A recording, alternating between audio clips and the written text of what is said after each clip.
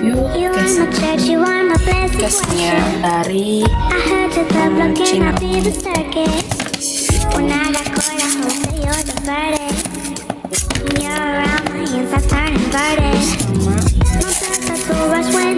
This is try on yang mana dulu ya? Yang ini guys. Ini dia guys, yang pertama ini warna hitam, bagus ya. Lanjut ke case yang kedua. Nih guys, ini dia case yang keduanya. Menurut aku ini ratingnya yang 7,9 7,10. Yang tadi itu 9,10 karena yang ini tuh kayak itu kayak gampang banget kayak gitu, kayak ya kurang aman gitu.